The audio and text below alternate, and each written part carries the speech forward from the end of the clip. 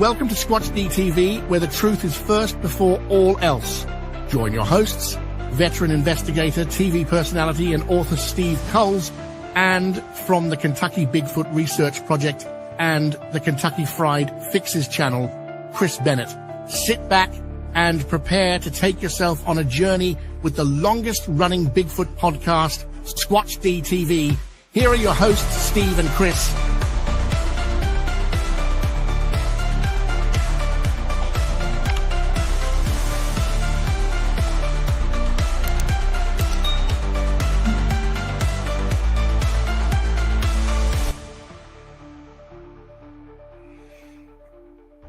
And good evening, cyberspace. Welcome to Squatch-D TV for today's date, February 9th, 2025. Happy Super Bowl Sunday. Hello, Mr. Bennett. Good to see you, my brother. Hey, what's going on, man? I'm a little bit achy today because we've been getting a lot of rain, but you guys been getting like what, a blizzard? Yeah, well, we got, a blizzard. It lasted. It was overnight for most of it, which was lucky. It started about 7:45 last night. I was just coming back from my run, so I drove a little bit, and it was not a big deal. But we had about a foot drop last night. Oh, yeah, and not a big deal. not a big deal for us New Yorkers. Okay, and you guys are tough. I think you're born wearing snowshoes or something. Well, we're New Yorkers, so we have our own coping mechanism for the weather. Right. We complain about it. Yeah, that's good. That's it. We complain. But the other interesting thing is for those wondering, it seems like there's a little bit of a blowout going on the Super Bowl. Right now, it's last I checked, it was halftime. It's probably just getting underway for the third quarter. Mm-hmm. But last I checked, the Eagles were leading like 24-zip over the Chiefs. So Mr. Mahomes is not doing as well as living up to the hype. So we'll see. Well, weirder things could happen after halftime. I mean, yeah, that's true. Come in there in the locker room and say, "Hey, you guys need to get out there and start doing something." Yep. So we and you know what? We're approaching March 1st. And we know it's coming out March 1st is the all new book, Bigfoot, A Scientific Examination. We got to do our cheap plug right now. All right. That's coming out March 1st. Really super excited. I did get this proof book. It's not really a proof. It was an author copy, but I consider it a proof book. And I did find one little error on it. And it was just a spacing error where it kind of transposed one of the title pages onto another section of the book. So we fixed that. Fixed that. That's all fixed. It's not a major thing for my book. My book is a textbook, basically. Oh, man. And it's common, though. I mean, you'll find a lot of books. You'll be a blank page in the center or something. But it's been a productive week because what I did do is I did create a hard copy edition of The Psychology of Bigfoot, and that's on the site live now. So anybody wants a hard copy of The Psychology of Bigfoot, that's up. So right now I got a really good pair of books that are essentially my investigative guides, my books, the stuff that my years of doing this has kind of compiled. But we have one other special announcement as well. And that is this, that on March 15th, yes, another book. And this one is the Squatch Detective's Guide to Bigfoot Investigations. And that's going to have a lot of how to set up a witness interview, how to interview the witness, how to collect evidence, all kinds of things from a mixture guide for your different substrates for casting materials to collecting DNA, to a number of things. My mind is so fried from finishing that up. Good stuff, man. So that one is getting done too. So those 3 books, I mean, you get those 3 books if you want to become a researcher, or you are a researcher and want to up your game or understand principles behind stuff. Those 3 books would be phenomenal to have in your arsenal. A lot of science behind all of it. And you just did a show Friday. Where was that show you were doing on Friday? Yes, I did the Blonde and Boo show on Friday, and I didn't even mention this new book because I didn't finish it till today. It was kind of like my little thing, like, all right, I'm gonna hit it this morning. I got up this morning, I shoveled some snow, got the dogs out. Well, I got the dog out because the other one is, and he wants out of the office. I'm boring him apparently. Oh no. Yeah, he ate his cookie and now he wants out. I'll be right back. You probably don't like to be out in a foot of snow either. I mean, I can't blame him. I don't either. But yeah, I think Watson is not tall enough to actually see over 1 foot of snow. Are you kidding? He loves the snow. Oh, does he? Oh, gracious. He ran in there and he jumped right into the snowbank today. You're like, oh, and then he jumped out and he ran around a little bit and he jumped back in it. Yeah, he did that about 4 times. Then he did his business. Oh yeah. So yeah, but anyway, like I was saying, with those 3 books, I mean, you're on your way to understanding, a scientific way of thinking and my way of thinking when I conduct Bigfoot investigations, and it's pretty intense. And we have a couple other things planned too. So, but yes, I was on the Blonde and Boo show on Friday where I talked a little bit about the book and a little bit about, other things that I've done. Of course, people are like very happy that I call out hoaxers and stuff like that occasionally, and I call out baloney in the field, and again, there were some people that were like, wow, and I talked about my own experiences, my own sightings, a number of other things. So really, it was a great show, and looks like I may be heading to Missouri on the 3rd week of September for yet another show, but I'm not speaking. I'm just going to have a table there and hang out with everybody and make an appearance and maybe peddle some books. Well, that'll be cool. Maybe you can make a sideline into Kentucky and we can do a day or 2 outings or something. Lori, yes, absolutely. Whatever you want to do. Yes. Oh, we have not done the roll call. No, we have not done the roll call. We got to do the roll call. Of course, we get our announcements out of the way. I'm scrolling. Golly, guys. Okay, first in tonight is Walter Kroll. Hello, Walter. Sharon popped in to say, and we got, of course, Grant Rasha, Danny Weeks, Pete H. Good to see you, Pete. We already said Danny Weeks. Mitch Hargrove, good to see you. Roy Longley popped in. Say, have a great show. Apparently, he's probably involved in the Super Bowl. Yeah. Stephen Ward, good to see you. It's in the house halftime. Crystal, good to see you. Ron Meldrum, hello. Lori Gibbs, good to see you. Deb, Mrs. Trackway is in the house as well. Miss Trackway, welcome. I see Jen is in the house. Of course, we know Barron is nearby. And apparently Martin is in the house as well. Martin, welcome. Mr. Marty McTighe. Oh, no, sorry. It's Martin Stilts from Hominin Academia. Well, love that name. Good one. Who else we got going? Of course, Mick. How can we forget Mick and Ristol? I'm lost. Hey, Mick. Mick and Ristol. There they are. Don Gumow Jr., Boris Kahn, Gorny Goo Goo, Helton, a.k.a. Faster Man. Good to see you as well. And who else? Robert Denduvin. Hello. Arthur Watch. Arthur Watch is also here amongst us. Stephen Ward as well. Hello, Stephen. Shirty Hence. Hello, Shirty from Vermont. Good to see you. I love that name, Shirty. All right. Who else? Any? I'm 30. I'm lost. I've been scrolling for a while now. And unidentified Arkansas phenomenon. Welcome. Good to see you. They just popped in. So that's our roll call for tonight. Not too bad for a Super Bowl Sunday. Of course, we are the alternative programming on. Yeah. And we always love a good story, don't we, folks? And tonight we're going to be looking at a good story. And this is a Bigfoot Nursery story. Is it fact or is it fiction? And of course, when I see something like this, thank you, Martin. It's a good interview on Friday. Yep. I know. I think I saw Ristol in there as well. So anyway, I come across actually our good friend Chet from Central Virginia Bigfoot sent me this and said, "Hey, are you checking this out?"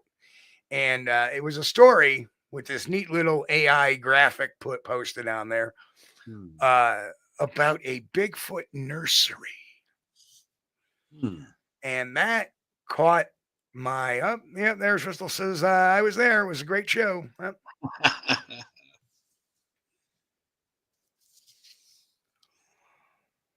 No, this is not from Behart's book, Bigfoot Highway.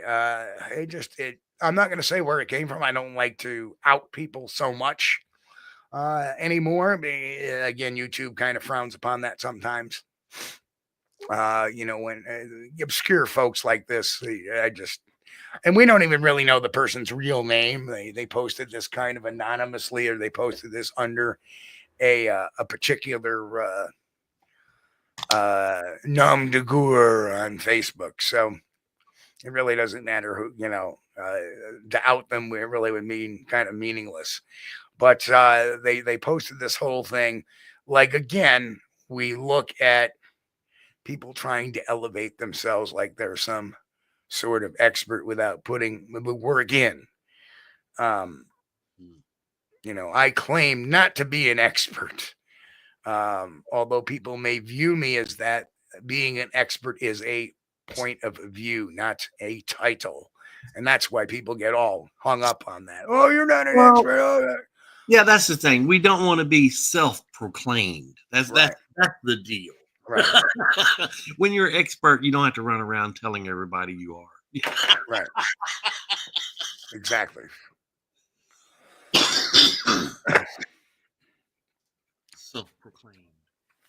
Self-proclaimed.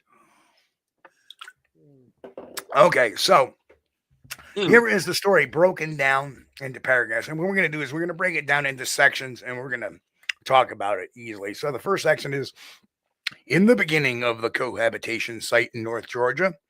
And that's always a problem. Oh, no. There was a family group of 4. There was an adult male, adult female, juvenile believed to be a male, and a young one. After trust and respect, they changed it to a nursery site. Due to limb break evidence seen in the Bigfoot family had been there for a long time, but then things changed. Somewhere the Bigfoot family found several white 1/4-inch PVC pipe and 10-inch lengths. Wow, that's pretty precise. No pictures, apparently, of any of this. And they started using it to remark their trails. I think he meant the right mark. Mm-hmm. The pipes were placed on the ground, pointing towards the trail entrances where the main trail split into multiple trails. They also marked danger with the pipe. One of the pipes had been broken and a 4-foot section was angled. Well, wait, hold on. I thought the pipes were only, I'm sorry, 10-foot length. Yeah, 10 foot. Okay, yeah. 10 foot, not 10. Not me too. Yeah. After looking where it was pointing at a hornet's nest. Dun, dun, dun. Also, the shallow end of the pond, they had placed a row of light-colored branches. The pond had been made with a bulldozer and had steep edges with 3 to 4 foot drop-offs. It is believed this was a warning to the new Bigfoot to beware before entering there. Okay, already I'm smelling more BS than not. I mean, pipes may have had something to do with this. There's a hornet's nest. Oh, there's a 3 to 4 foot drop off into a pond. Yeah, there's issues there. Thank God for PVC pipe. Yeah. So let's look at a couple of things here. Okay. The claim about Bigfoot using PVC pipes as trail markers is highly implausible when compared to known primate behavior. While great apes do use tools, chimps use sticks for termite fishing, gorillas use branches as walking aids, they don't systematically create directional markers or warning systems. The deliberate placement of pipes to mark trails and dangers would represent a level of symbolic communication not seen in any known non-human primates. And of course, why is this person assigning human qualities to the Bigfoot? Because hoaxers and storytellers do not know how to separate their fiction from anthropomorphization or anthropomorphication. They don't know how to do that. And we're going to talk about anthropomorphization in a minute. But they don't know how to do that. That's a tell. So when somebody is bullshining you, Don's got a good point. right? They don't use human stuff. They don't need to. As we've used criminal psychology to debunk some things where things just don't add up or make sense psychologically, like, why would you film something for 10 minutes and then all of a sudden, because somebody screams, you run and get your gun? We look at those kind of inconsistencies, and here we're looking at a whole bunch of inconsistencies here, and it seems like they're giving human qualities to something, which is, if you're watching something and it's the truth, you're not doing that. Yeah, do they have a pipe cutter? Okay, next. Oh, there's more. There's plenty more. We got plenty more here. So here's the next round. But then it happened. There was an adult mom, 2 to 3 juveniles and 2 to 3 babies. Well, which is it, 2 or 3? Right? You're there. Why is it 2 to 3? You'd think they would have counted, yeah. Right? Not an estimation. Again, that's a vague enough thing to say this is a story, not anything truthful. Pretty vague, yeah. Exactly. If you're there and making an observation, well, it had 3 babies, and there was also a couple of other juveniles there. You would not be, 2 to 3. Right. Well, which is it? 2 to 3.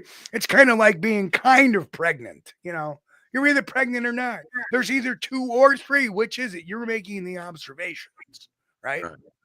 Again, big flag here as an investigator. The juveniles would help the adult mom, and each baby always had a juvenile with it. You see here, again, more anthropomorphization there. More assigning human-like qualities to a Bigfoot. The babies would be there 8 to 10 months. Then the next March to the end of May, different newborn babies would show up again. Right. Okay, facts. The described nursery system with multiple juveniles caring for specific babies doesn't align with known primate social structure. While cooperative infant care exists in some primates, like marmosets, the described system is more reminiscent of human daycare than natural primate behavior in great apes. Gorillas live in harems with 1 silverback male. Chimps have fission fusion societies, and orangutans are largely solitary. Reproductive patterns. The described annual breeding cycle with babies appearing at the same time each year is inconsistent with great ape reproduction. Great apes have long interbirth intervals, 4 to 8 years, no specific breeding season, and single births, twins, are extremely rare. The story description of multiple babies appearing annually doesn't match any known primate reproductive pattern, and that does include Homo sapiens as well. Right.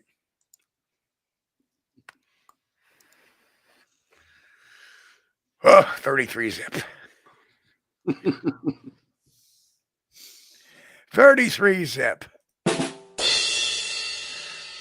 Driscoll is a man of enlightenment. That's right. So again, this story has a lot of failures to it. It's just such. There we go. At the same time, another strange thing happened. There were numerous blue jay calls coming from the wood's edge. Before this time, there had been bluebirds, but never any blue jays. Every time we would leave the house, blue jay calls would sound off from off from the wood's edge. It was as if they were warning all the creatures in the woods that we had left the house and gone outside.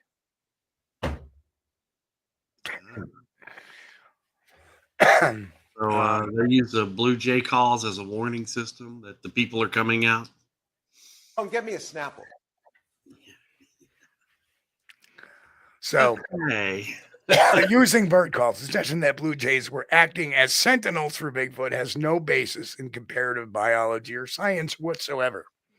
While some primates do understand other species' alarm calls, there's no evidence of any primate species deliberately using another species as lookouts. This is getting into a conspiracy. Perhaps I should say that any great other than Homo sapiens, we do use dogs and other animals like a lot of times we will put donkeys in cattle herds because they will sound off if a predator approaches. Right. Yeah. Right.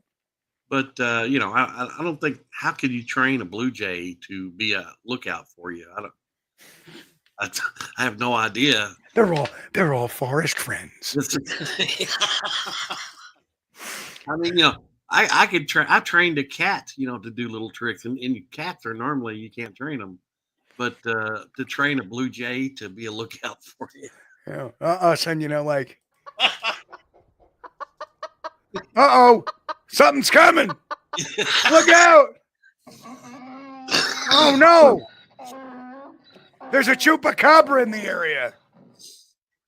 Anyway. Oh my God. I guess they all speak forest language, huh? They're all like in a Disney movie. The Bigfoot goes up to them and goes, cheep, cheep, cheep, cheep. Yeah. Oh, or, man. Or blue jays have an awful call. Perhaps the blue jays are just going off because they see you. It has nothing to do with the Bigfoot at all. Yeah. Again. Yeah, ours are pretty noisy. I hope there's not a Bigfoot nursery around here. Our blue jays are pretty noisy. I played the chickens and Danny Weeks said, grab that egg. Worth the fortune. Yeah. Yeah. Remember, eggs, the new steak. Yeah.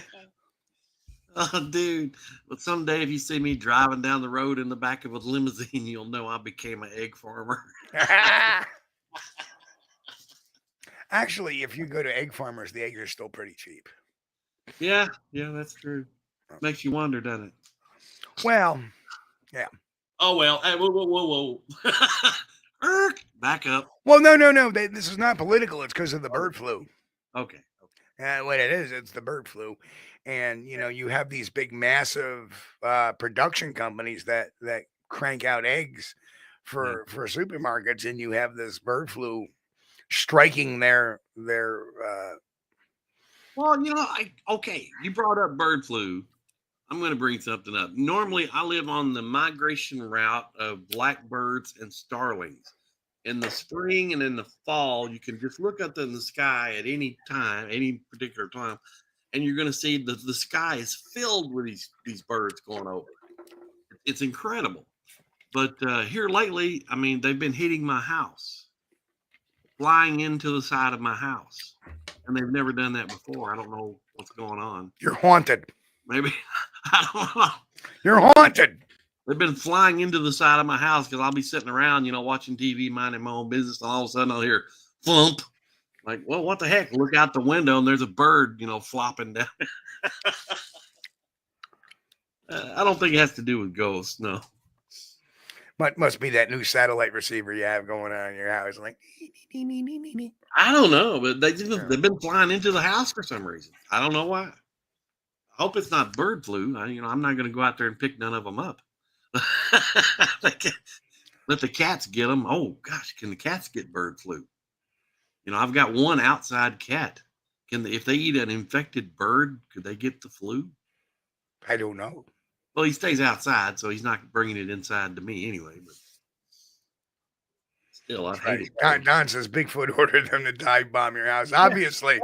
Oh yeah, Don, that's right. That's because the blue jays weren't available. They're too busy guarding, acting as sentinels. It's conspiracy. So they send the starlings in from North Georgia over to your house because they knew we were going to be talking about them today. Oh, God, this is it. Yes.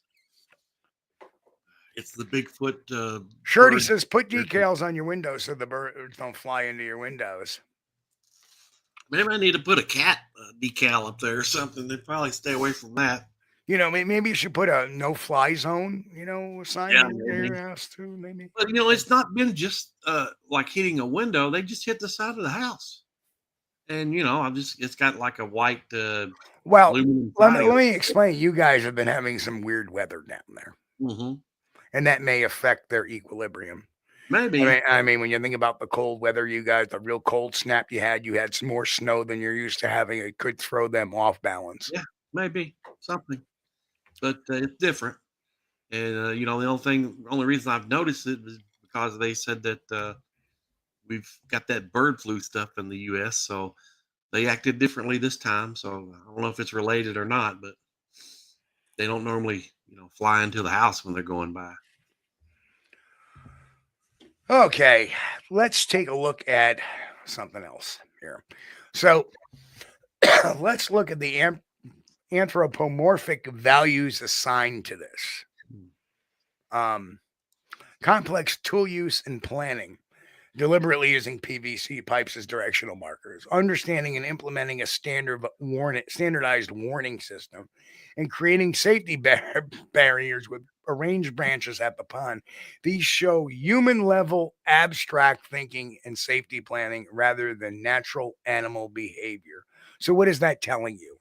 The story is human abstract thinking. It has nothing to do with observed behavior at all. Right. And and we look at the vagueness 2 to 3 without being, well, they had, what was it, 2 or 3? So when you add that with this little flavor that this is, showing union level abstract thinking to create this story. Yeah. Right. So advanced social organization. Right. That's a good point, Grant. Yeah, and they don't use fire, so or they don't wear clothing, but they're using, they understand. So if you're listening on the podcast, Grant Rocha said they can't start a fire, but they can use PVC pipes for markers and make a water treatment sewage plant out of them. Right. Friggin' beautiful. Yeah. That's next. That's next. The Bigfoot. So they look like they have advanced social organization operating what essentially amounts to a structured child care system, having designated caretaker juveniles for specific babies, maintaining a scheduled recurring nursery operation. This mirrors human daycare centers rather than natural primate social structures. Right. So again, this is a human made up story. And of course they got people on there commenting like, "Oh, wow, that is so cool. Oh, thanks for sharing." Oh, and you have these people that either are just humoring them or unfortunately some people are just, well, they put it down on Facebook. It must be true. So this area is like a school for baby Bigfoot. I don't know, but we ought to start one. Yeah, it seemed like to me they said they had new infants every year. That's kind of weird. Yep. Human-like communication methods using artificial materials as symbolic communication, creating and understanding trail markers, establishing a consistent warning system that suggests human-level symbolic thinking. Again, human-level symbolic thinking. This story is made up by a human being. That's why we have this particular story. Hey, Grasshopper. Yeah, this came off of Facebook. Oh.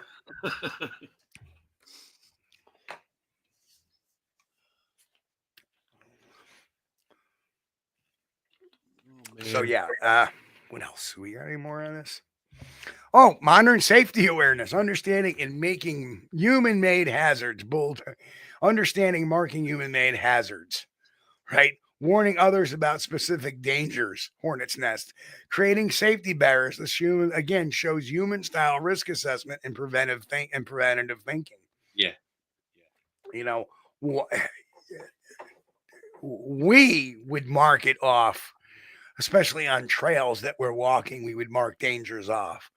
A Bigfoot doesn't walk the trails, right? I mean, they may follow some trails, but they don't take ownership of them. They didn't create the trails.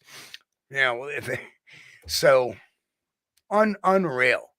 Again, this is all more evidence that this story is just a made up machination of somebody's imagination. Well, it being in North Georgia, that's not good to begin with. Yep. But have there been sightings in North Georgia? Yes, absolutely. Okay, calendar-based organization following an annual schedule for breeding and births, maintaining consistent seasonal patterns, having organized rotation system for babies. This reflects, again, human concepts of time management rather than natural breeding cycles.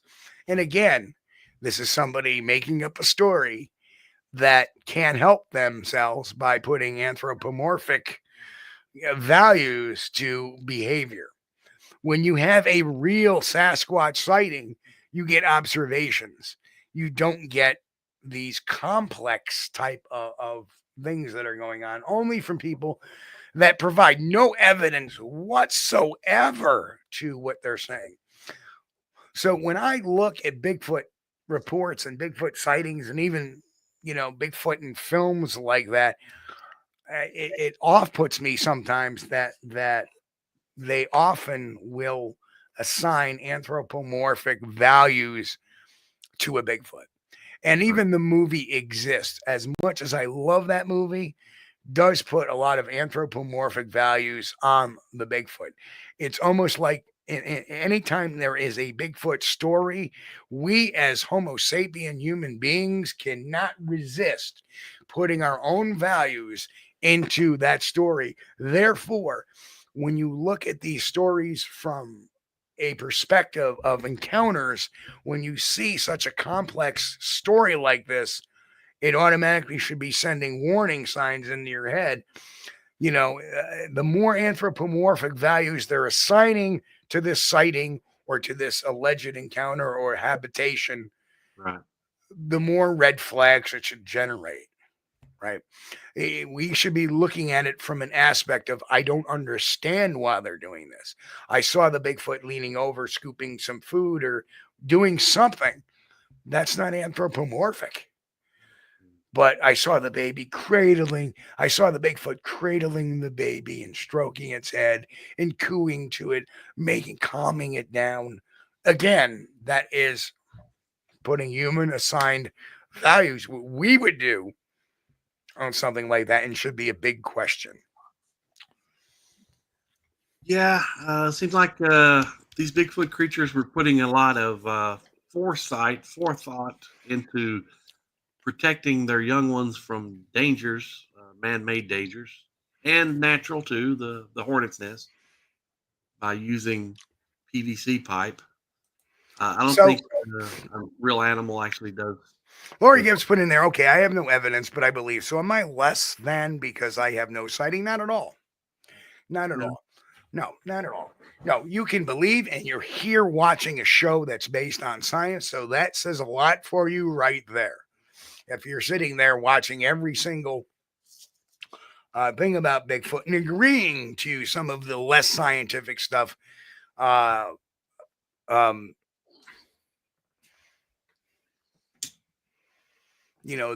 that is an issue. And even if you have experiences and no evidence, that's okay too.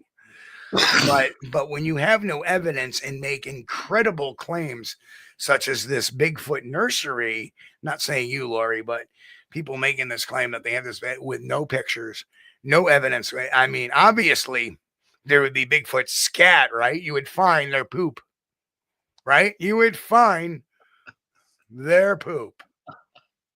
Poop. Bigfoot died the child Everywhere. raising. Poop. Right? And that is a point check made to this guy. Like, hey, can you collect some scat for me? I would love to have it evaluated. Because obviously, if you have a nursery, Bigfoot nursery, there would be scat, right? Sure. Yeah. No. The problem with these habituations and is that they never have any evidence, and there's always some convenient excuse why they can't obtain evidence. Oh, I see the Bigfoot every day. Well, why don't you take a picture of it? Well, they don't really like cameras. Well, how do you know? You've never tried it? Well, again, there's an anthropomorphization right there. They don't like camera. How do they know what cameras are? Right.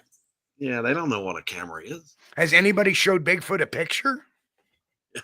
Then how the hell do they know what a camera is? They have no idea. I'm pretty sure they may have a basic understanding of what a firearm does. I think so. Yes, and that's just observation. They watch this thing, bang. Okay, something's not right here. Yeah. That is perfectly understandable. Understanding how to load a firearm would be a whole nother scenario. Right.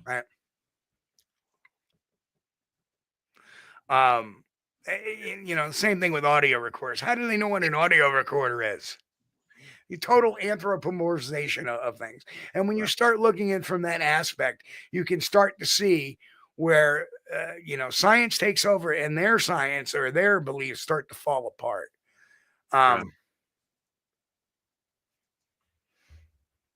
That's right, Bill. Scat can be bad unless we're talking about jazz. Skibbity boop bap bitty beep beep scoobity bap bap boo bitty beep bap boo. All right, we just did a little. I think that their ignorance of equipment, modern equipment like cameras and the recorders, would be something that you could use to your advantage.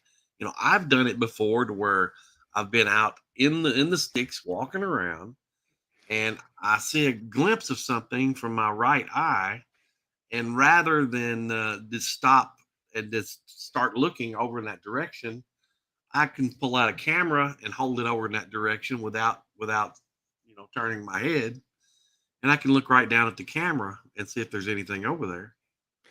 Mick says Sasquatch may well know what an outhouse is. Yes, we call that the portal potty.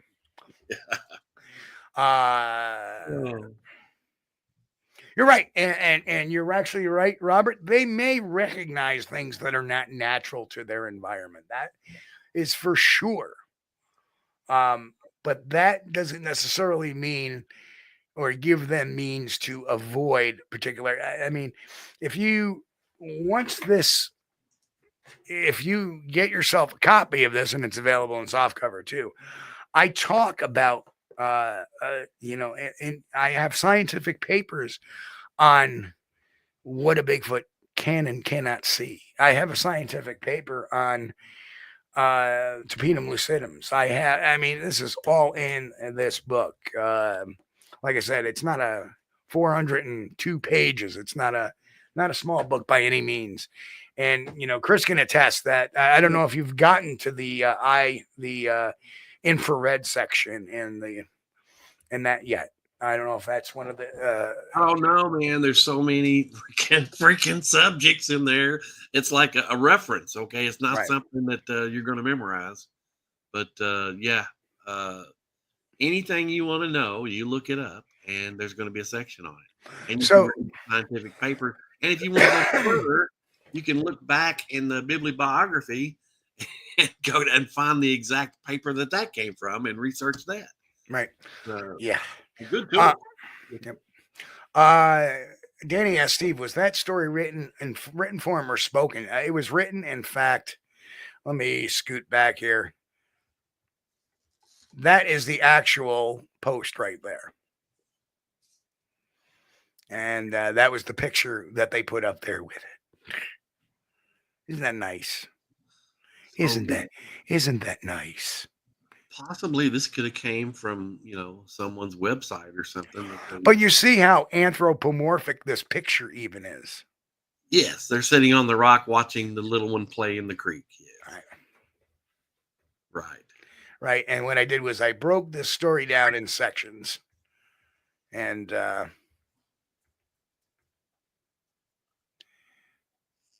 yes, here's another thing. Allegedly coordinating with Blue Jays as lookouts.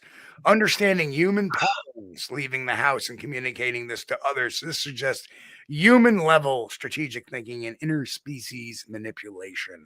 Again, more signs that this is a human-made story. Every section of this story had human values in it from a human perspective. Now, that's not to say that they do not communicate with each other to let each other know that there may be humans in the area. Because I happen to believe wholeheartedly that I keep getting more and more to the there we go. A stick break or a short whistle is a quick way to let others know that you're in their area. Yeah. Right. Like a, right. And interspecies communication, that's fine. But to suggest that, well, the Blue Jays are alerting every time we log out, the Blue Jays are alerting the Bigfoot. Woo. Oh, we're getting into the woo there, babe. Well, we're getting into fantasy is what we're getting into. Yeah. If Dad Bigfoot sees some researchers walking in or hikers, he can snap a stick, and everybody in the Bigfoot family says, "Okay, something's happening. Keep your eye open. Something's going on." You guys quit playing with the PVC pipes. Something's coming on. Somebody's coming up the trail. So there is, and yes, dirty. Blue Jays are alerting each other. Yes, that's exactly what's going on there. Right. There's interspecies worrying about it, and sometimes, let's face it, Blue Jays are just noisy to begin with, whether somebody's out there or not. There could be a cat out there. There could be a dog out there. They could be just pissed off at one another. My dogs hate those things. They land in the tree behind the back porch there it's on the second story. They land in the tree back there and they start going. Well, the dogs cannot stand that. I mean, 9 dogs, going after them. Every one of them want to rip it up.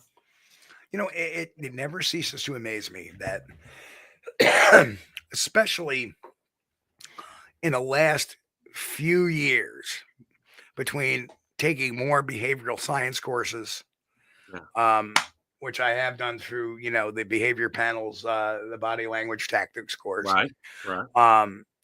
Doing research for the psychology of Bigfoot, doing all this research for these books. As when I write a book, it enlightens myself. It's also a learning experience for myself. So I learn and then I pass that off to everybody else. That's my goal and job. So it's just, and when I apply it to the principles of my life experiences, not only with Bigfoot witnesses, but the criminals and witnesses and, witnesses to accidents, witnesses to fires, witnesses to, burglaries and all that kind of stuff. My, general, claims witnesses. When I apply all this gain knowledge to that, it just makes all the sense in the world. Now I'm not only understanding why and a lot of times I would have that guttural instinct or that gut instinct to say they're not telling the truth, but now I can articulate that even more so. And that is something that I strive not only myself to be, but for everybody. Also Blue Jays are jerks. You're straight on there, Roker. They're noisy. Yeah. But it not only enhances myself, but I want it to enhance my our viewers, our listeners. I want it to enhance the readers of my books. I want to pass this knowledge on because I think as a community, even as an enthusiast, it's important to know the processes, to understand the science behind it. Because when we confront skeptics, if we come at this from a logical, scientific, investigatory based argument, we will come out on top. There's a chapter in the book that I gotta stress. I'm sorry to be talking about this so much, but this really has me excited. And it's under my social science paper section. And, the failure of mainstream science to investigate the Bigfoot phenomenon. And it starts off with a quote from Dr. John Bendernagel. And I don't want to give it away, but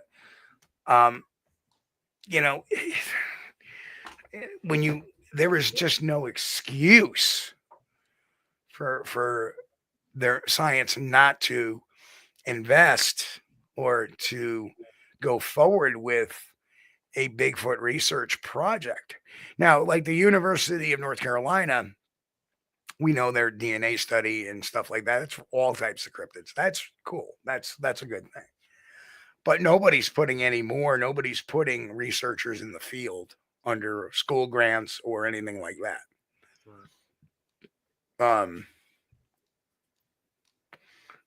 Schools are, once again, focusing on the political rather than the science. And that is unfortunate, because in the 70s, Peter Byrne did get grants to go do what he did.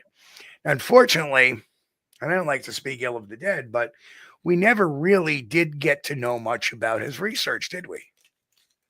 No. You think about it, he did a lot of research. Where did that money go? Was there research done?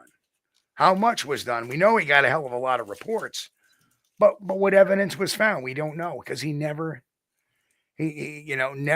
coughed it up. Well, if you don't publish your findings, your findings are lost for good. They're lost forever. So I think that's a good reason for you to keep publishing your findings, Steve, in your books. Because you never know. Tomorrow is not promised.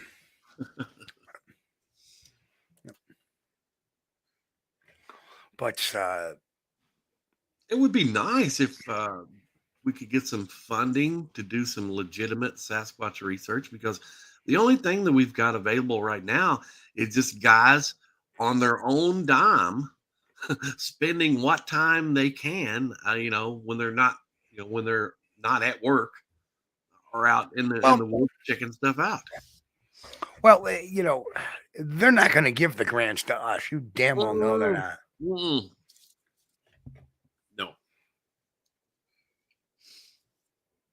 But somebody should be getting paid to be out in the woods 24/7, to be living there, looking for these creatures, especially in a hot area, doing research, trying to locate a group of these individuals.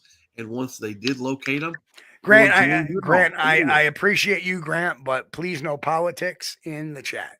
Yeah, that's the one thing we avoid. Yeah. But it's not being done. Nobody is receiving any funding to help any research whatsoever of Bigfoot. And if I may just allude that there's a reason why we don't do politics here. Yeah. And I may or may not agree with you, Grant. Yeah. But the reason why we don't do politics is because it is such a hot button, volatile topic. The same thing with religion. So politics and religion are things we tend to avoid, although we did have the whole Nephilim thing, and that got a little bit volatile at points, but we avoid the politics because this is science, and I'll be the first to say politics does not belong in science. Plain and simple. That's right. It is what it is, and it isn't what it isn't, what it isn't. So, that's why we try to avoid that hot button topic there. And then and I know you just do jokes. That was funny, but we want to avoid political humor, right? Because you might offend somebody, and we don't want to start a fight in chat. And then we got to send the bouncer in to break it up. And I think it was on an episode of Monster Quest. Although I will say we did have one political Bigfoot episode where we did do a parody, but yeah, that really wasn't politics. It was a joke, more or less. But there was one episode, and I think it was Monster Quest. Dr. Meldrum was in that episode, and he was working with a guy that was a tracker. And this guy was from where was it? I'm going to start this question just so when you're done, okay, we'll get to it. I think he was from Finland or Iceland. I can't remember. Can you remember, Steve? where this guy was from, but he was very good. Now, if we had a guy like that out in the woods 24/7, okay, I mean, have him a nice cabin set up where he could sleep off the ground. But if we had a guy like that, a tracker, man, I think this mystery would be solved really quickly. No, I agree. I agree. They'll figure out real quick what it is. Robert Denduven has an awesome, excellent question here, which I love taking good questions like this. Stephen Chris, what is your thoughts on people who say they have activity on their property, don't want outsiders to come onto it to do research? Reason is not to anger the local tribes. And I assume by tribes, he's meaning the Bigfoot themselves. Mm. Well, my first impression as a street investigator would be, sounds like a bunch of horse shit. Pardon my French. Right. Hang on a second. Yeah, you know what? It doesn't. Oh, you're muted.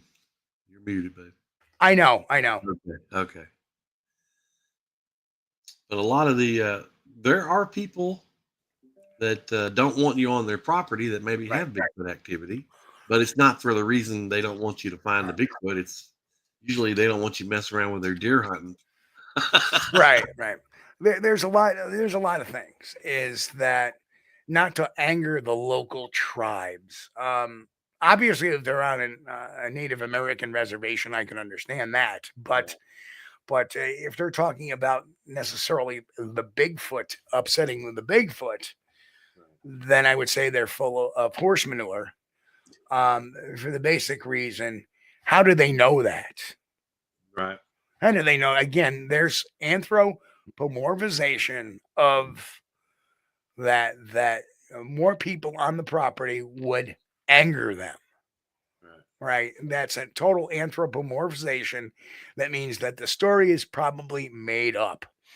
And what kind of exactly, and Robert, feel free to elaborate in chat. Because I know you want to if this is a specific case you're talking about,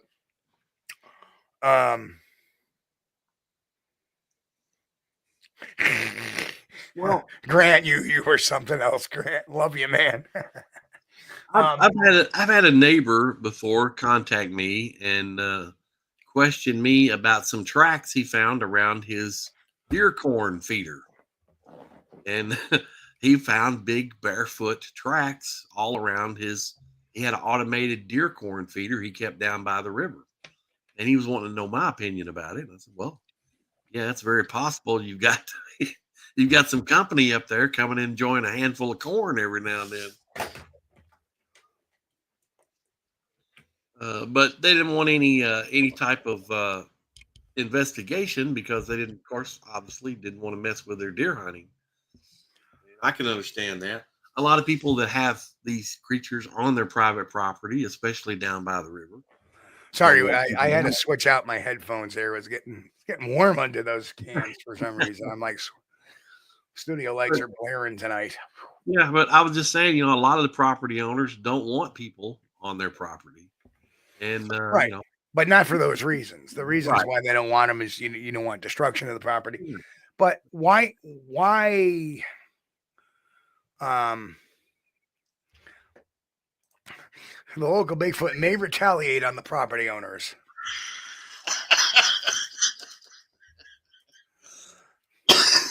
Again, revenge is an anthropomorphic ability.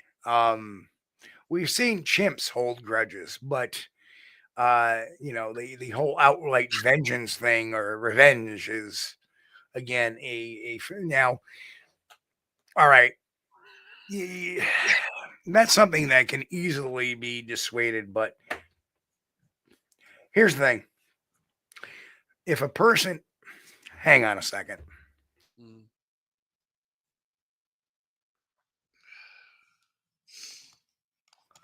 I don't know what's going on. I have this routine for some reason to keep shutting my lamp off in my office every night. And I've looked through all my routines and I can't find it. But for every night, it shuts off. I tell it to turn back on, and 5 minutes later, it shuts off again. The men in black are messing with you. That's what it is, man. During the show, they're messing. I'm about ready to get rid of that bulb and put something else in it because I think disconnect my clapper. I wish I had a clapper. Oh man, Clap on. Yeah, Clap Grant, you're giving away your age there, bud. That's an old commercial. Yeah, we used to have a girl in high school named the Clapper. Oh no. Oh. Well, anyway. Sorry, I just had to. I couldn't let that one slip despite this being a family show. Well, most people don't live back in the woods far enough to where these creatures are. You know, Right. It's probably and if they do, they're probably got enough activity going on there that they don't have a lot of Bigfoot stuff going on around them. But those that do, I mean, I'm pretty sure if they're self-sufficient living back in the woods, they could probably feel like they can take care of themselves. You know, and a lot of people never mention having a sighting. You know, there's lots of people in Kentucky who have had a sighting that they won't tell anybody about it because nobody's going to believe it. They'll just make fun of them. Well, yeah, you saw Bigfoot. Yeah, okay. Right, sure. And so I think a lot of people, fail to come forward because of that. And then you have the exact opposite. People come forward because they want that attention. They need some sort of recognition. And Right. Steve's got a chapter about that in the Yeah, there is, and I got several chapters on it in the psychology of Bigfoot and the reasons why people do what they do. Right. And Grass says, that's your opinion, Grass, about tracks not being evidence. They are, but they're heavily discounted by science for whatever reason. The Billy ape tracks before the Billy ape was discovered was considered evidence. I have no idea why. Sasquatch tracks were never. And a lot of people believe because it does not. Again, I talk about, the mainstream science, not, their failure to investigate this. Yeah. Mainstream science has their own confirmation bias. And a creature such as a Bigfoot goes against a lot of what they believed or what they were teaching. Right. Well, bear tracks are not evidence of Bigfoot, and these homemade plywood stompers, those are not evidence of Bigfoot. Right. But there are other tracks out there that are evidence of Bigfoot, depending on and you got to know what you're looking for, and I know you know what to look for. Right. Right. They're evidence, not proof. There's difference. Proof and evidence. Now, they could be evidence of a hoax, or they could be evidence of of something else, another animal, a misidentification, perhaps, or they can be evidence of a Sasquatch. Yeah. But it all depends, and that's why you need to. Again, I talk a lot about in both books the importance of sending, your shots, your measurements, your whatever you can send to people in the know, like Dr. Meldrum, or other. There are numbers of other biologists across the country and wildlife experts that can look, and I can't not stress the importance of people in the field. If you look,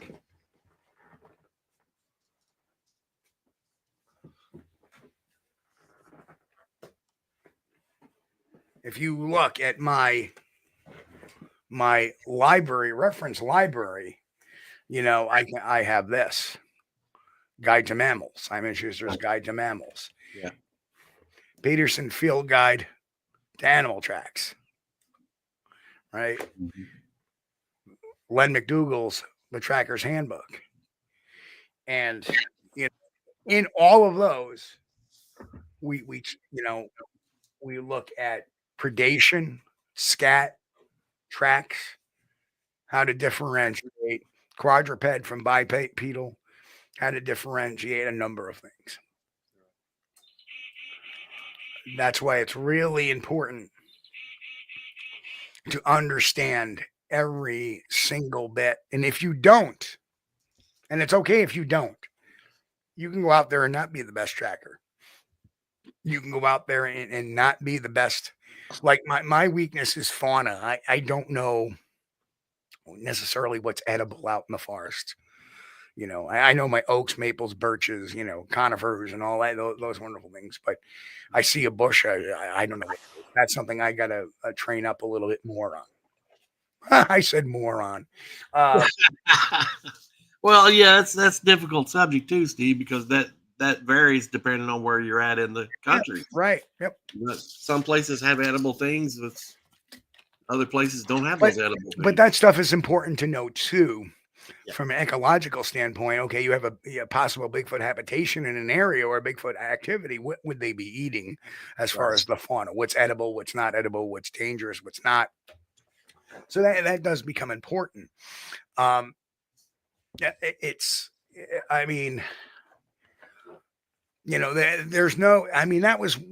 are some of the first things I learned when I got out into the field was tracking. That's why if you look at the Monster Quest episode, they list me as a tracker because that's what I did. I was able to track things in the forest. Right. I had to learn animal tracking, even though I'm not a hunter. I'm not a hunter. Doesn't mean I can't hunt. I know how to hunt. I don't want to hunt. I don't like killing things. I'm not a big firearms guy. I have firearms, but I don't carry them into the woods unless it's ultimately necessary. Right. I can't stress the importance of just knowing your environment. And that was, from day one. And again, 27 years I've been doing this. So it's been from day one, it's been a learning process. Even to this day, next year, 10 years from now, I will still be learning. And I try to take the areas of weakness that I have, like we did a big push a couple of months ago on hominins, Australopithecines, Paranthropus, Homo sapiens. It's so important to understand some of this, and it doesn't come all at once. It comes over time, and it comes piece by piece by piece, and you constantly have to revisit the science. Like there is a discovery of another Homo sapien, and I don't want to get into that just yet, but I can't even pronounce the new name yet, but I will eventually learn. Education is good. Right. So as I learn, I try to pass that off in book form. Right. And that is huge to me because, again, I followed my tenets of Bigfoot research. And tenet number 4 out of the 5 is responsibility to educate. As I learn things, as far as my goals is to pass that on, to give it to other people. That's right, Grant. Be a lifelong learner. You've got one brain. Your job in life is to fill it up. Don't let it go to mush. Fill it up. Oh, absolutely, Jen. I did. And we'll be talking more about that as well. Absolutely. As I try to see where this fits into our Bigfoot mystery here, I'm sure I can find a way.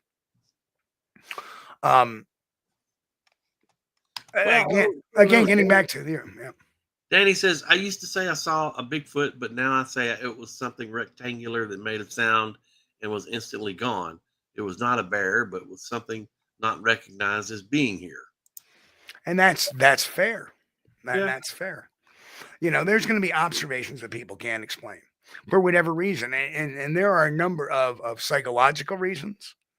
There's a number of maybe you did see a Bigfoot, but because the way your mind interpreted everything, Right. because if it's not in your catalog and you're seeing it for the first time, your mind is going trying to figure out what it is. Right. Right. I think that's fair. And you've got to be honest with yourself. Right. Recognize, that not everything you see from a distance may be what you think it is. Right. If you could be honest with yourself and admit that, I think that says a lot towards your investigative ability right there. You're being honest with yourself. Right. That means a lot. There is so much to this mystery, and I want everybody out there within the range of my voice out there on the internet and people that are watching. I want them to learn. I want them to understand it, but I want them to be science-based. I don't want them, in my newest book, the one that's coming out on the 15th, there's a section of my investigation philosophies. And there's a point in the book where I write that, the woo side of things, the paranormal side of things, the UFO side of things, that's an easy out. That's the easy way out. It's very enticing. Well, I can explain this whole thing just by applying this topic to it. That's why we can't find it, because it's X, Y, and Z. And that's easy. Then it throws out any excuse to have anything scientific in front of you. Right? Yeah. Now, that's done for one of two reasons. Either somebody has given up, or somebody is a charlatan. Yeah. I can say this, that, and this, become elevated in the community and not have any repercussions, and do not need to provide one shred of evidence. In reality, you cannot explain one mystery by conflating it with a totally different, unrelated mystery. Right. Right. And again, here we try to have these discussions that, a lot of people fear to tread sometimes. Right. And there are some great shows that will discuss that out there. Yeah. And again, I want to, throw out, you want to be watching Nikki's show over there at Harry Man Hoodwinks. I don't know if she's changed the name of that show now, but Nikki Cologne show runs a great show. Yeah. I think it's Sasquatch Secrets. Sasquatch Secrets. Thank you. I keep reverting to Harry Man Hoodwinks and Hoaxes. Or Hoaxes. Okay, Nikki does change her name around a little bit. But, but it's all good. It's all good. Right. And, there's, I want to throw out the Sasquatch Experience by our good friend Sean Forker and his podcast partner, James Baker. Henry's Henry May's Crypto Corner, which, he gives his little updates every once in a while. That's a great little Blonde and Booze. They have a lot of, kind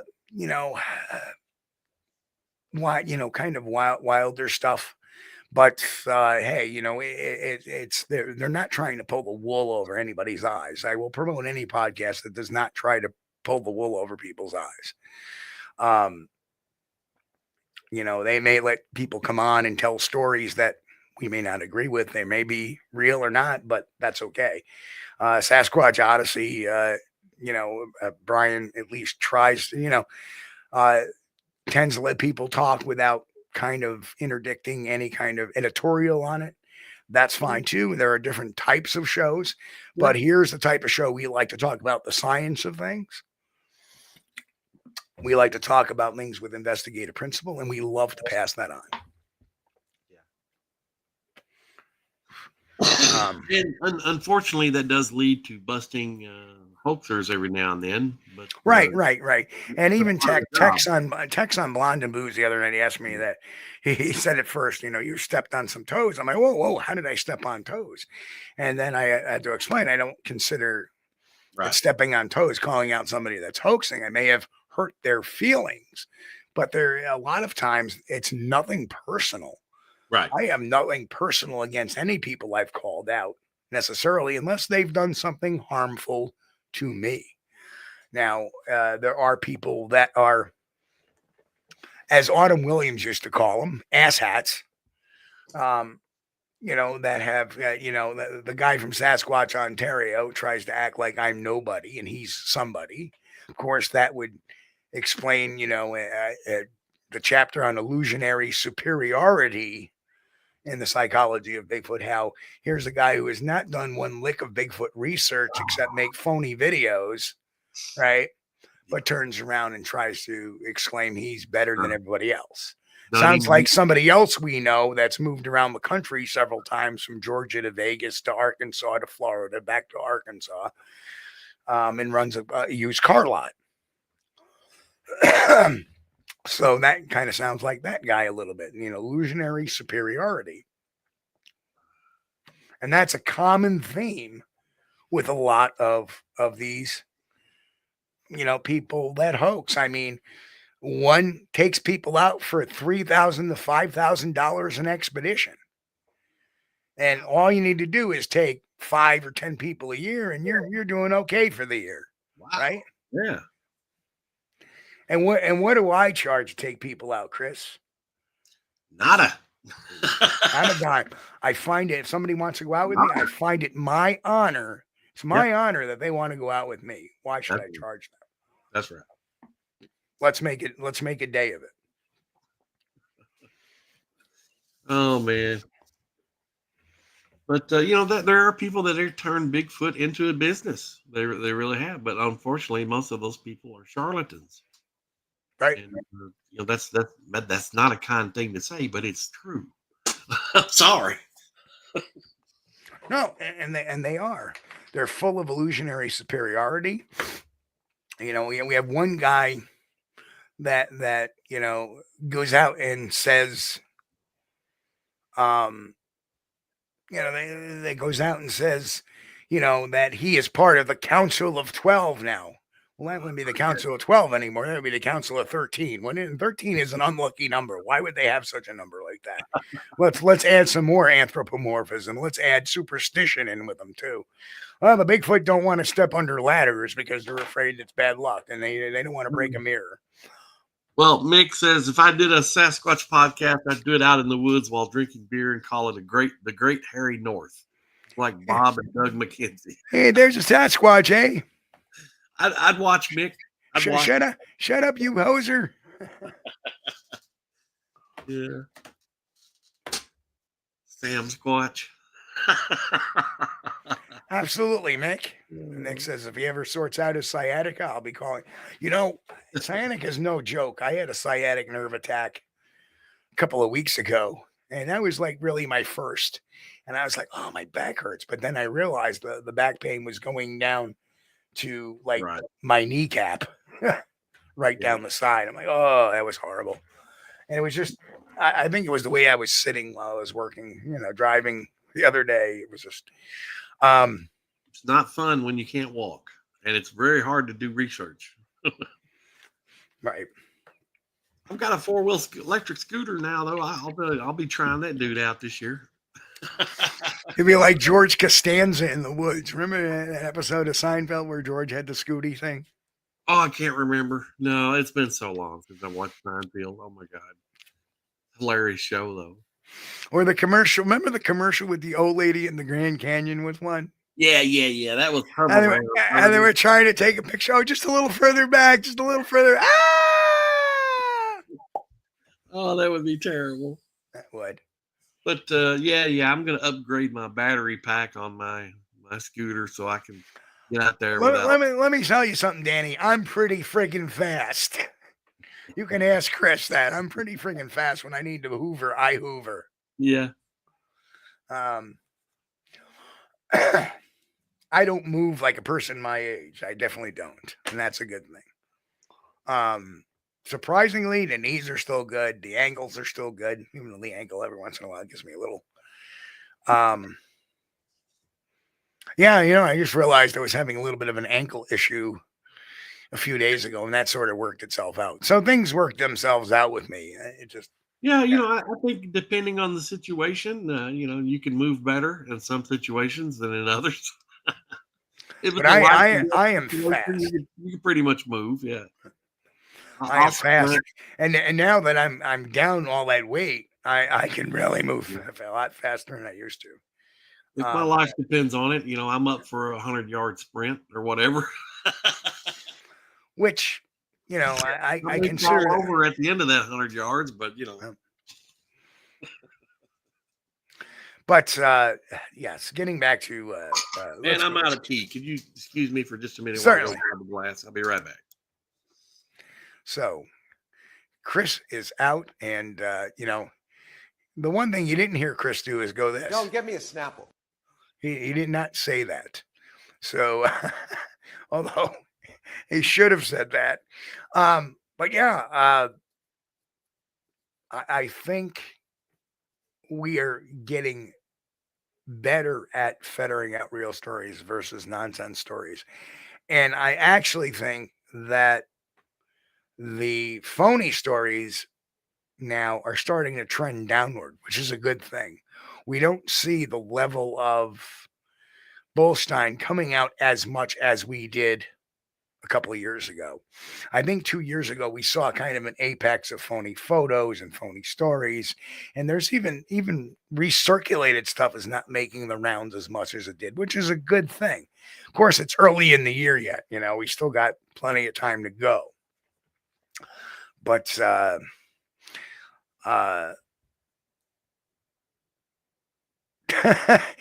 that's right, Nick. Don't if you can't run, don't get the Sasquatch angry at you. But yeah, I really don't think that.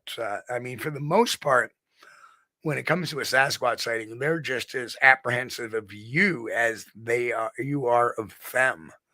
A lot of times people say the Sasquatch has that surprised look in their face too, and that's another. Is that anthropomorphic? I don't think so, because people can see, when something goes like that, it go, the one thing that there is a similarity with human beings and a Sasquatch is their facial expressions. And Chris, Hey, I'm back. you know what? You know what? What, man? We could have solved that problem for you. What? How? Don't get me a Snapple. Yes. And your glass would have been filled. I don't know if Joan would have brought me a Snapple or not. Probably not. Yeah, had to go upstairs and get some filtered water for my tea, because last time I tried making it from downstairs from the faucet, tastes like it was tea mixed with Clorox bleach. Oh yeah. Yeah, I have lousy water too, tasting water. The only thing it's good for is making coffee, because coffee masks the. Well, I guess we could cut back on the bleach when we're washing clothes. My water has a little bit of a sulfur taste to it. Well, normally in Kentucky, we normally have pretty good water. But every now and then, yeah, somebody overdoes the chlorine when they drop it in there, and I don't like that. So we typically use filtered water, because I'm too cheap to buy bottled water. Find the mockumentary Scream of the Sasquatch. It's pretty good, and you will identify the persons represented. Pretty funny. Okay. Oh, thanks, Boris. Man, I've been looking for a good a new Bigfoot show to watch, man. Everything's been kind of slow on the Bigfoot production scales. Yes. We've not had too many new stuff come out. Well, there is another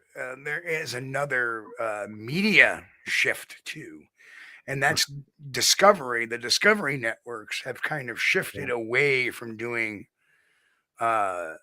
fringy type shows for some reason, and there was a bunch of paranormal shows. They axed the Ghost Brothers, the Osbournes program, Jack Osbourne's program. The only one, what else? The Dead Files was another one that was going on. The only thing on right now, monster wise, Alaskan Killer Bigfoot, that one was killed. Thank goodness.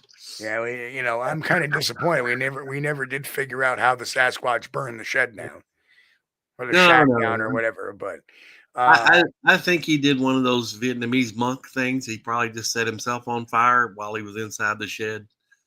So if they go back, they'll find the bones, maybe. So there is some huge. I mean, if you're wondering why, and truthfully, I have a feeling, Chris, that there will be yet another book release before the end of this year. Well, that would be cool. And there's a reason why, because I'm hoping that there will be a gear shift here within the next 9 months to a year. Yeah. Maybe sooner. Well, Maybe sooner. what I'm hoping for is that people, once they stop concentrating on struggling and trying to put food on the table, they'll be able to concentrate on recreational things like making Bigfoot documentaries and things like that. Because but even the private documentaries have went down. I mean, at one point, like every time you flipped on Tubi or whatever, you could find a new Bigfoot documentary, and it was just some random guy that maybe you never heard of, or some random woman that you maybe never heard of, and they would come out with a Bigfoot documentary. And I got to admit, it wasn't a total waste. Some of the stuff was really interesting, but it wasn't very exciting, was it? No, it wasn't. Right. No, that's true. Right. So trust me on this, and we'll talk after. Mm-hmm. We'll talk after. There has been a little bit of a development. Okay. Good.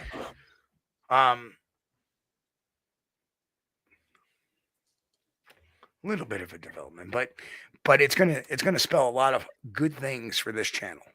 Let me just say that. That's good.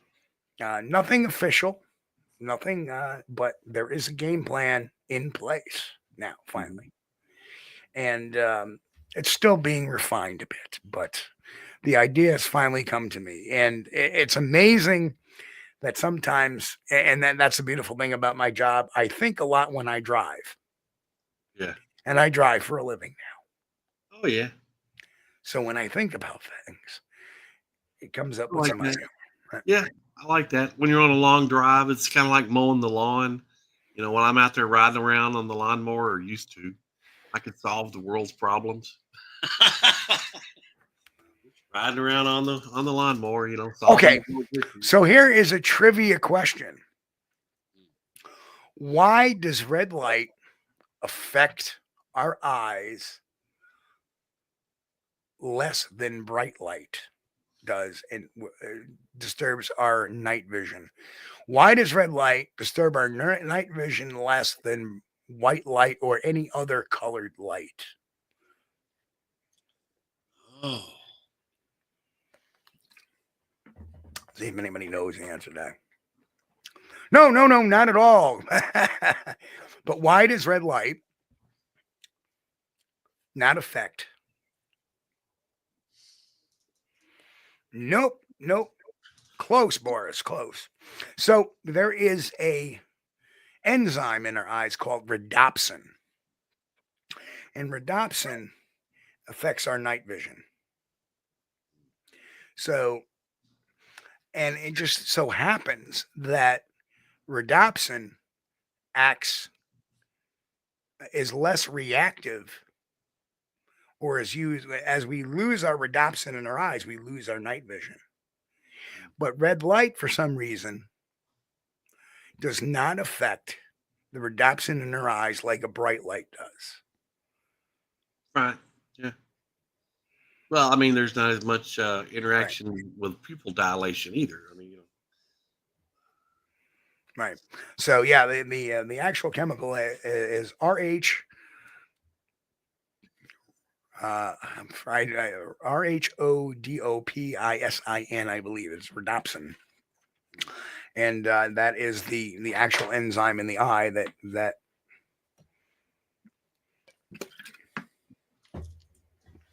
Yep. Helps with your night vision. And also make sure you always remember to take a good dose of vitamin A a few days before going out into the field at night. Vitamin A will help your night vision. Yep. Take. I would. I would definitely take all your vitamins before going out into the field. Oh yeah, you'll need them. You'll need them. Maine wild blueberries enhance your night vision. Don says Maine wild blueberries enhance your night vision. A study was done. I'll bet they're packed with good old vitamin A. Do you know what else? And C too, probably. Do you know what else enhances your vision? What? Because I need it. Glasses would help mine. Your six pack. Oh, glasses would help my vision for reading. I mean, and I don't know why. When I got up to a certain age, it's like I started when I was reading stuff. I was like, all of a sudden, this is blurry. Why is this blurry today? I don't understand. And then you put on the readers, and okay, I can see. I misplaced my reading glasses for about a week. I haven't found them. Like they're around somewhere, but I've been managing without them. So. Well, normally I have to manage without mine because the wife always loses hers. Right. And she'll come grab mine, and next thing I know, mine are lost too. So my one of the managers at work, she's got like 5 different pair laying around everywhere. Yeah. That's right. We kind of bust her chops about that. Like, hey, can I borrow one of those? Oh, okay. But yeah, I got to say that at least where I work with a great bunch of people. So if any of them are listening, because a lot of them have wanted to, they're some of them have subscribed to the podcast. We want to shout out to all my friends there. Good. And give him a hard time at work. That's right. Give me a hard time at work. Chris, I think we're about done for tonight's show. People are checking out, and it's. Yeah, they probably I don't know if the Super Bowl has ended yet or not, but they probably want to catch it. It's just about ended, I believe. Let's see if we get anything official. Yes, the Super Bowl is over with. The Eagles have won. Okay, well, congratulations if that was your team. I have no idea. I didn't even know who was playing. I don't follow sports. Well, Pennsylvania is going to be happy today. But yeah, we've had a great time tonight. Chris, do your thing. Let's get out of here. Yeah, always pleased to have our audience with us. We appreciate you guys hanging out with us. If it's your first time in the chat, and I don't see any new names in there, but if you haven't already, Shirty, relatively new. Subscribe to the channel if you haven't already. Smash that like button. We gotta have that, dude. We gotta have it.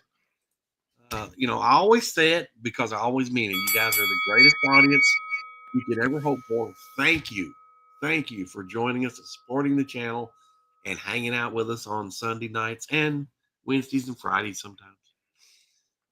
We know you guys are, I couldn't ask for any better, and I appreciate you. Thank you. And now to Adam Davies. When you consider great leaders of men, you often think of people like Alexander the Great, Napoleon, Winston Churchill, but in recent times, there's Steve Kulls, the Sasquatch Detective. There you have it. Okay, folks, we will see everybody Wednesday evening, 9 p.m. Eastern, of course. Recent on February 18th, just 9 days from now.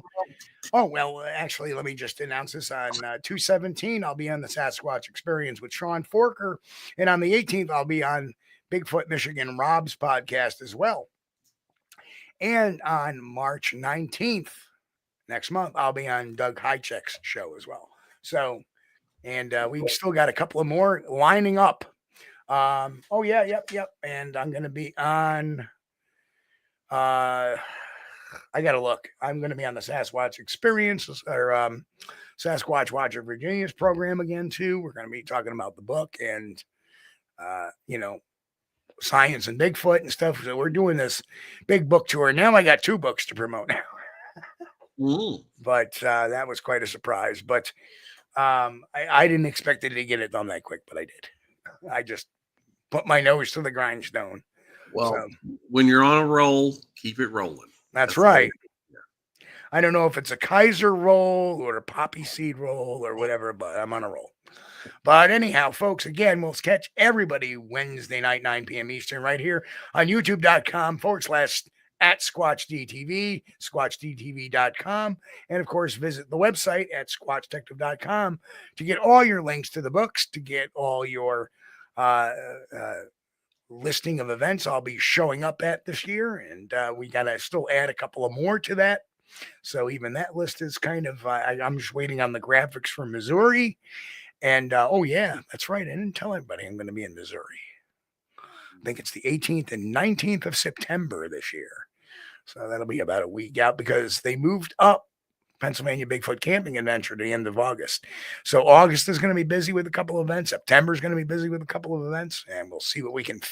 And in May, I'm going to be, and I'm waiting for the graphic on that. I'm going to be doing a presentation down at Kinderhook at the Kinderhook Paranormal Encrypted show, which is going to be happening at the Kinderhook Public Library. So a lot of fun stuff going on. So again, we'll see everybody Wednesday, of course. In the meantime, everybody be safe.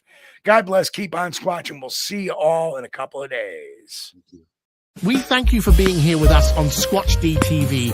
If you haven't taken the time yet, please hit that like button and subscribe to the channel. And oh yes, hit that notification bell too. We don't want you to miss anything.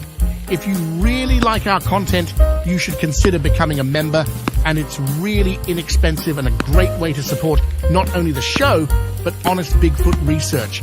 Everyone have a great week. Be safe and God bless. We will see you all here next time on Squatch-D TV. Keep on squatching.